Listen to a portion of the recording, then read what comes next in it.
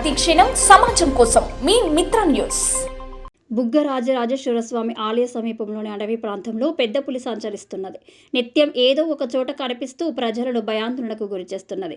తాజాగా శనివారం లక్ష్మీపురంలో అటవీ ప్రాంతానికి ఆనుకొని ఉన్న తోకల తిరుపతికి చెందిన చేనులో పత్తి ఏరుతుండగా కూలీలకు పులి కనిపించడంతో భయంతో పరిగెత్తినట్లు వారు తెలిపారు. అదే సమయంలో అడవి పందిపై దాడి చేసి చంపిందని గ్రామస్తులు చెబుతున్నారు.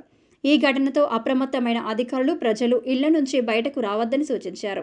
శివారు ప్రాంతం కుంట రాములు బస్తీలో గల శ్రీ చైతన్య పాఠశాల యాజమాన్యం శనివారం పాఠశాలకు స్వచ్ఛందంగా సెలవు ప్రకటించింది.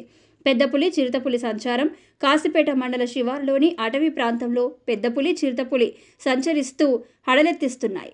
కాశీపేట నుంచి బెల్లంపల్లికి వచ్చే నూతన సింగరేణి రోడ్డుతో పాటు బెల్లంపల్లి మండలం కన్నాల బుగ్గగూడెం మార్గాన్ని ఫారెస్ట్ అధికారులు మూసివేశారు.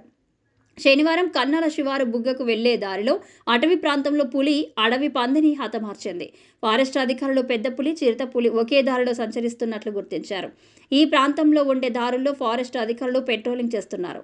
దుబ్బగూడెం పునరావాస కాలనీలలో గల మామిడి తోట వద్ద పులిని ప్రత్యేకంగా చూసినట్లు స్టేషన్ పెద్దనపల్లికి చెందిన చుక్క సదయ్య తెలిపారు. పులి వెళ్లిపోయే వరకు ప్రాణాలు అరచేతిలో పెట్టుకుని ఉన్నామని చెప్పాడు.